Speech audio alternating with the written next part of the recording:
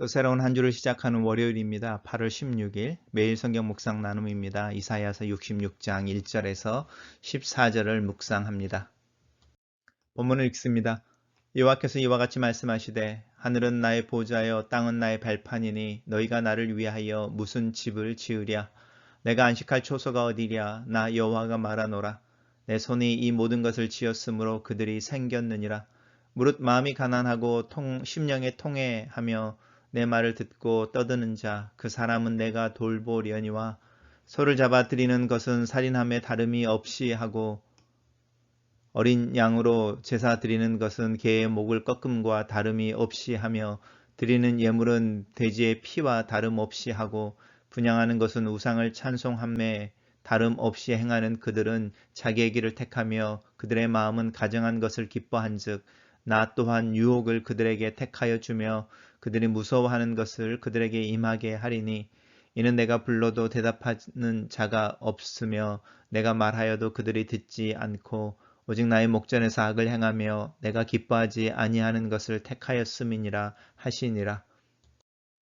여호와의 말씀으로 말미암아 떠는 자들아 그의 말씀을 들을지어다.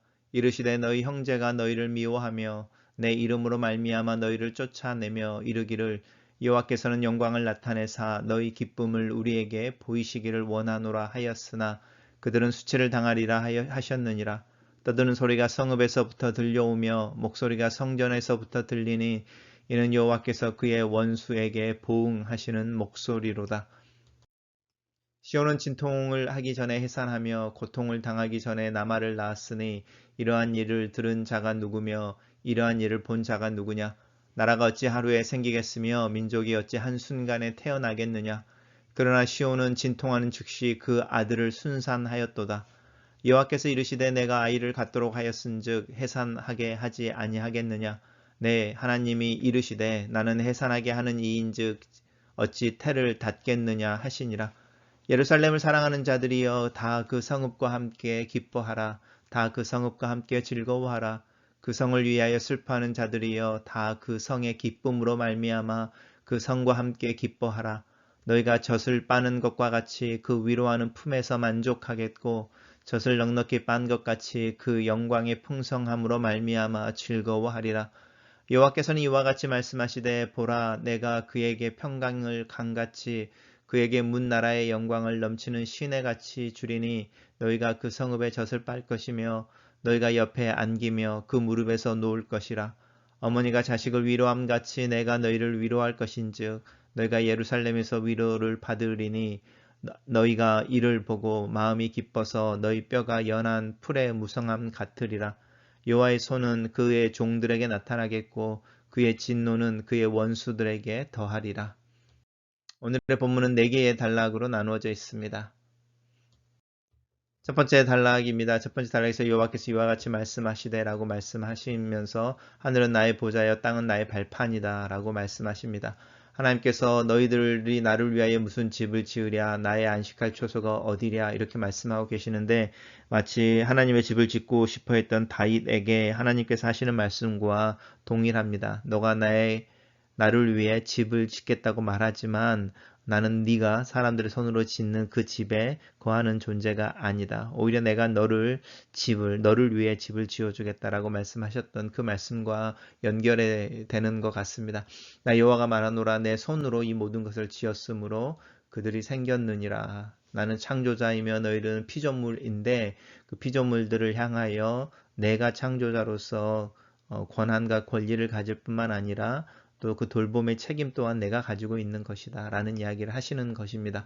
그래서 하나님께서 돌보시는 사람들에 대한 이야기를 하고 있는데 마음이 가난하고 심령이 통회하며 내 말을 듣고 떠드는 자, 그 사람입니다. 하나님의 말씀 앞에서 겸손하고 그 말씀을 두려움으로 받고 그 말씀을 살지 못하는 것을 마음 아파하고 또 하나님 앞에 순종의 삶을 살기 위해 애쓰는 그 사람들을 하나님께서 돌보신다라고 말하고 있습니다. 단락을 요약해 보겠습니다. 하나님은 사람에 의해 섬김을 받는 분이 아니라 마음이 가난하고 심령이 통회하며 그의 말씀을 듣고 떠드는 자를 돌보시는 분이시다. 이렇게 요약했습니다. 두 번째 단락은 종교적인 행위와 같이 이야기를 하는데요. 소를 잡아 드리는 것을 살인하는 것과 다름없이 한다. 하나님이 자신에게 와서 제물을 드려 제사하는 자들을 이야기하고 있습니다. 어린 양으로 제사하는 것은 개의 목을 꺾는 것과 다름없이 한다. 예물을 드리는 것은 오히려 하나님의 가증하게 여기는 돼지의 피와 같이 하고, 분향하는 것은 우상을 찬송하는 것과 다름없이 한다라는 것입니다. 참 두려운 말씀입니다. 하나님 앞에 예배하고 제사를 드리는데 그 제사를 드리는 행위에 사실은 진심이 담겨져 있지 않는 그 모습의 가증함에 대해서 이야기합니다. 어떻게 소를 잡아 하나님 앞에 드리는 것이 살인하는 것과 같겠습니까? 하지만 그 소를 잡아 드리는 그 마음에 아무런 정성이 없고 오히려 그 마음에 하나님이 미워하시는 것을 소원하고 또 악의로 가득 차 있을 때에 소를 잡아 죽이는 것은, 죽여서 하나님께 드리는 그 행위 자체가 사실은 살인하는 것이다라고 하는, 하나님 앞에 얼마나 가증스럽게 여겨지는 것이다라는 표현을 이렇게 표현하고 있습니다. 그러면서 그들은 자기의 길을 택하며 그의 마음으로는 가증한 것을 즐거워한다. 하나님 앞에 예배하는 자로 섰을 때에 우리의 마음을 살펴봐야 하는데, 하나님 앞에 몸은 서 있지만 마음은 멀리 있을 때에 우리의 예배가 하나님 앞에 가증한 것이 된다라는 경고의 말씀이기도 합니다. 그런 자들에게 하나님께서 유혹을 그들에게 택하여 준다. 그들의 더 많은 죄 가운데 노출되어지도록 허락하신다는 뜻입니다. 그리고 그들이 무서워하는 것들을 그들에게 임하게 한다. 하나님의 징계의 모습입니다. 그들이 무서워하는 게 무엇일까요? 실패이고 또 불안이고 외로움이고 무시당하는 것이고 고통이고 이런 거죠. 그런 것들, 그 자신의 계획대로 되어지지 않는 상황들이 만들어지는 것에 대해서 하나님이 경고의 말씀으로 주고 있습니다. 왜냐하면 나를 불러도 대답하는 자가 없으며 내가 말하여도 그들이 듣지 아니하고 오히려 나의 목전에서 악을 행하며 내가 기뻐하지 아니하는 것을 택하였다.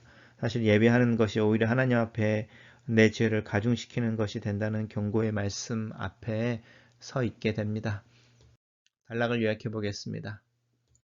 하나님 앞에 제사를 드리지만 자기의 길, 자기의 마음이 원하는 삶을 사는 이들은 하나님의 목전 앞에서 악을 행하는 것이다 라고 정리해 봤습니다. 여호와의 말씀으로 떠는 자들아 라고 말합니다. 첫 번째 단락에서 하나님께서 돌보는 사람들에 대한 이야기가 있었습니다. 마음이 가난하고 심령이 통회하며 하나님의 말씀을 두렵고 떠는 중에 받는 이들, 하나님의 말씀을 진실되게 받는 이들, 그들을 돌보시는 것에 대해서 이야기하고 있는데, 세 번째 단락이 그것과 연관되어집니다. 하나님의 말씀으로 인해 떠는 자들을 이 소 잡는 것을 살인하는 것 같이 하고 하나님의 분향하는 것을 돼지고기를 먹는 것 같이 하는 이 하나님 앞에서 예배하고 이런 부분들을 진심으로 하지 않고 가증스럽게 하는 자들은 하나님의 말씀으로 떠는 자들을 오히려 두려워하게 되고, 또 하나님 앞에서 그런 자들을 오히려 더 무시하게 되는데, 하나님께서 그들의 그 하나님의 말씀을 진지하게 받는 자들을 무시하는 이들, 그리고 그들의 조롱에 대해서 하나님께서 이제 응답하고 보응해 주시는 것에 대해서 이야기하고 계십니다. 그래서 그들이 수치를 당하게 되며 떠드는 소리가 성읍에서부터 들려오는데, 그 소리는 그들이 하나님의 말씀에 반응하지 않은 것에 대한 하나님의 징계의 목소리일 것이다 라고 경고하고 있습니다. 단락을 요약해 보겠습니다. 하나님의 말씀을 겸손과 진실로 듣는 자들을 하나님께서 기쁨으로 축복하시고 그 적들은 보응하신다, 이렇게 요약했습니다. 마지막 단락입니다. 마지막 단락에서는 이제 하나님 나라의 번영과 위로에 대한 이야기를 하고 있는데, 시온이라고 하는 예루살렘을 한 여인에 비유해서 이렇게 설명하고 있습니다. 나라라고 하는 부분, 민족이라고 하는 부분이 어떻게 하루아침에 생기겠느냐라고 이야기하고 있는데, 이제 이 부분은 어떤 일들이 진행되어지는데 시간이 필요하고 또 노력이 필요하고 긴 기간이 필요합니다. 그렇지만 하나님께서 어떤 일을 행하시려고 할 때 그 일은 즉시 또 순간에 이루어질 수 있다는 이야기입니다. 특별히 그러면서 하나님께서 이제 이 시온이라고 하는 예루살렘을 회복하는 것에 대한 이야기를 하는데, 그 하나님의 이스라엘과 그 예루살렘의 회복이 길지 않고 오랜 시간이 걸리는 것이 아니고 하나님의 일하심 가운데 급하게 이루어질 것에 대한 이야기를 하고 있습니다. 그래서 해산의 고통 전에 아이를 낳는다 이런 이야기로 이제 번역을 하고 있는데요. 하나님께서 아이를 갖도록 하셨은즉 하나님께서 이스라엘 백성들에게 구원의 약속을 주고 또 회복의 약속을 주고 그 구원과 회복을 위해 기도하게 하셨은즉 하나님께서 이제 일하실 때 그 일의 완성이 곧 이루어지지 않겠느냐라는 이야기를 하십니다. 그래서 나는 해산하게 하는 이인즉 어떻게 태를 닫겠느냐 이러면서 이제 이야기하기를 예루살렘을 사랑하는 자들 또 예루살렘을 위해 슬퍼하는 자들아 기쁨으로라는 이야기가 계속 나옵니다. 신앙생활에 있어서 사실은 이 하나님이 주시는 기쁨이라고 하는 부분이 신앙생활의 가장 큰 표지 중에 하나인데 제 삶을 돌아볼 때에 이 신앙생활 중에 하나님을 신뢰함으로 정말로 내 삶에 기쁨이 넘치는지 참 질문을 던지게 될 때가 많이 있습니다. 내가 젖을 빠는 자와 같이 위로하는 품에서 만족하겠고 젖을 넉넉히 빤 것 같이 그 영광의 풍성함으로 즐거워한다라고 하나님의 은혜의 넉넉함에 대한 이야기 그리고 그 은혜가 예루살렘의 회복으로 나타났을 때에 그 예루살렘을 안에서 하나님의 약속을 붙잡고 사는 자들의 삶의 윤택함과 평안함, 만족에 대한 약속과 또 그 상황을 참 이렇게 사실적으로 비유를 들지만 여인과 그 여인의 품에 안겨 있는 어린아이의 모습으로 잘 묘사하고 있습니다. 여호와께서 이와 같이 말씀하시기를 그에게 평강을 강같이 그에게 문 나라의 영광을 시내같이 준다. 그러면서 그의 성읍이죠. 예루살렘이고 단순히 예루살렘이라고 하는 것은 어떤 로케이션을 이야기하는 것이 아니고 하나님의 약속의 한가운데 사는 자들이라는 의미를 가지고 있습니다. 그래서 하나님의 약속을 붙잡고 하나님의 말씀 가운데 사는 자들은 풍성함이죠. 그리고 이 풍요로움과 이 평안함에 대한 이야기를 하고 있고 어머니가 자식을 위로함 같이 내가 너희를 위로한다. 우리는 하나님을 아버지라 불러서 하나님을 자꾸 남성적인 모습으로 이야기하고 있지만 성경에서는 어머니의 이미지로 표현되어지는 하나님의 모습도 있다는 거 기억하시면 좋겠습니다. 그래서 왜냐하면 우리가 이제 이런 부분들은 신앙에 있어서 밸런스도 되게 중요하지만 우리가 알고 있는 하나님에 대한 이미지들을 우리의 상상이나 편견에 갇히지 않게 하고 넓게 해줍니다. 그래서 하나님은 사실은 아버지 같으시고 어머니 같으십니다. 그래서 오늘 본문에서 어머니가 자식을 위로함 같이 내가 너희를 위로한다. 하나님께서 아버지가 자식을 훈계하는 거, 징계하는 것처럼 징계하시지만 또 회복하시고 위로하고 격려하실 때는 어머니의 그 따뜻함으로 위로하고 또 회복하십니다. 그래서 이를 보고 너의 마음이 기뻐서 너의 뼈가 연한 풀의 무성함과 같고 하나님의 손이 그의 종들에게 나타나고 그의 진노는 원수들에게 나타난다라고 이야기하면서 하나님 나라에 하나님의 어떤 번영과 위로에 대한 약속을 주고 계십니다. 단락을 요약해 보겠습니다. 하나님께서 그의 백성의 삶이 계속되며 예루살렘을 회복시키시고 풍성함으로 축복하실 때에 너희의 마음이 기뻐할 것이다. 이렇게 요약했습니다. 첫 번째 묵상 포인트입니다. 내가 하나님을 기쁘게 해드리기 위해 할 수 있는 일은 무엇일까? 미가 선지자의 질문이기도 하다. 하나님은 과연 어떤 분이시기에 내 정성과 노력에 감동하실까? 하나님은 과연 나의 정성에 감동하시고 내가 원하는 것을 이루어 주시는 분이실까? 그렇다면 나의 정성은 어떻게 표현되어야 하나님의 마음에 적중하고 또 그분의 일하심을 이끌어낼 수 있을까? 우리는 하나님의 집을 짓거나 우리의 손으로 만드는 어떤 것으로도 하나님을 기쁘게 할 수 없다. 하나님은 천지의 창조자이시다. 창조자는 창조물에 의해 제한을 받거나 창조물을 통해 자신의 이익을 추구하지 않는다. 오히려 창조자는 자신의 창조물을 끝까지 책임지고 돌보시는 분이시다. 우리가 창조주로 하나님을 고백할 때에 우리가 가지게 되는 특권이 여기에 있다. 하나님의 존재를 인정하고 그분이 나의 기원이심을 고백하는 것은 내 삶과 내 실존의 유지가 그분에 의해 진행된다는 고백이기도 하다. 그리고 하나님은 창조주이시면서 만물을 유지하시기 위해 일하시는 분이시다. 그래서 만물 안에 개입하시고 고치시고 새롭게 하시고 완성시키신다. 내가 할 수 있는 일은 하나님의 어떠하심에 맞춰 사는 것이다. 마음이 가난하고 심령이 통회하고 하나님 말씀을 두려움과 경외함으로 듣고 살아내기 위해 애쓰며 하나님을 의지하는 하루하루의 삶을 사는 것이 내가 해야 되는 또 내가 살아야 하는 삶의 모습이다. 두 번째 묵상 포인트입니다. 하나님을 위한 종교적 행위는 그 사람의 일상에서 드러나는 모습에 의해 검증된다. 하나님 앞에서 예배자의 삶을 사는 나에게 예배의 행위는 마음과 행함을 통해 검증된다라는 말씀 앞에 내 마음이 떨리고 두렵다. 내가 하나님을 예배하는 행위가 하나님 앞에서 내 죄를 더 가중시킬 수 있고 하나님의 목전에서 악을 행하는 것이 되며 하나님의 기뻐하지 않는 삶을 사는 것일 수 있다는 경고의 말씀 앞에 서서 내 모습, 내 예배하는 행위를 돌아본다. 내 일상의 모습에서 내 마음은 하나님을 찾고 내가 걷는 길은 하나님의 길인지, 일요일만 주일이고 그날에만 주님을 찾고 나머지 6일은 나의 일이고 내가 주인으로 살고 있진 않는지, 내 일상에서 불어오는 바람과 근심을 가져오는 일들이 있을 때에 그것을 하나님께서 나를 깨우는 소리로 듣고 있는지, 나는 하나님을 사랑하며 하나님을 사모하며 하나님을 내 일상에서 살아내는 일을 또 그 일에 힘쓰고 있는지, 마음이 가난하고 통회하는 심령으로 하나님을 경외하는 자로 순간순간 사람을 만나고 생각과 결정을 하고 숨쉬고 먹고 마시는지, 이런 삶은 과연 어떤 모습의 삶인지 분명하게 이해하고 있는지, 믿음으로 사는 일상의 삶, 현실의 뿌리를 내린 영성은 과연 어떤 모습인지 하나님의 지혜와 이해를 구하게 된다. 세 번째 묵상 포인트입니다. 나는 하나님의 말씀으로 떠드는 자들 중에 있다. 매일 아침에 묵상에도 나는 내 개인의 묵상을 넘어서 교우들과 그 묵상을 나누는 행위를 통해 하나님의 말씀으로 떠들고 있다. 매 주일이면 설교라는 제목으로 하나님 말씀으로 떠든다. 그래서 나는 하나님의 말씀 앞에 두렵고 떨림으로 선다. 내 입, 내 손과 몸으로 하는 말은 하나님의 말씀을 하고 있는지, 내 떠듬은 하나님의 흐뭇하게 보고 계시는지, 아니면 그 진노를 쌓고 있는 것은 아닌지, 하나님 말씀을 긴장하고 진지하게 겸손과 떠는 마음으로 듣기 위해 노력한다. 나는 내 입에서 나오는 말을 제일 먼저 듣는 사람이다. 나는 내 몸의 움직임을 제일 먼저 인지하는 자이다.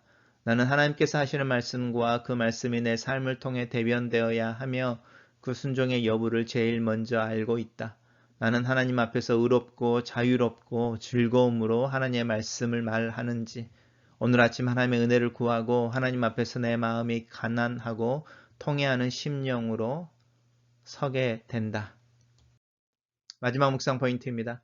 하나님께서 그의 백성의 수치를 씻기신다. 길갈에서 광야 시대를 살아온 백성들의 수치를 씻어내고 할례와 유월절을 통해 그들의 정체성과 하나님의 약속을 새롭게 하신 것처럼 바벨론의 포로 유배의 삶을 사는 이들의 수치를 씻으시고 구원의 약속을 성취하신다. 21세기를 사는 지금 교회는 광야의 시대에 바벨론 유배의 삶을 사는 것처럼 느껴진다. 그래서 오히려 하나님께서 회복하시는 공동체를 위해 기도하게 된다. 평화와 풍요로움을 주시기를 기도한다. 하나님의 회복과 축복이 강물처럼 다시 흐르는 날을 위해 기도한다. 대면 예배를 그 재개를 준비하면서 기도하게 되는 기도의 제목이기도 하다. 회복하는 하나님의 은혜가 강물처럼 모여드리는 예배를 통해 우리의 삶에 임하기를, 우리 손으로 배부르게 하는 수고를 멈추고 오히려 하나님의 은혜를 사모하며 겸손과 두려움으로 하나님 앞에 잠잠히 서며 순종의 삶을 살기로 하는 결단과 그런 삶의 시작이 대면 예배를 통해서 회복되어지기를 기도한다. 글로 쓰는 기도입니다. 살아계신 하나님, 코로나로 인한 긴 시간을 지내고 있습니다. 바벨론 유배를 당한 이스라엘처럼 제한되고 불안한 미래를 직면하고 있습니다. 하지만 나는 여전히 하나님을 예배하는 자입니다. 하나님의 말씀을 말하고 떠드는 자입니다.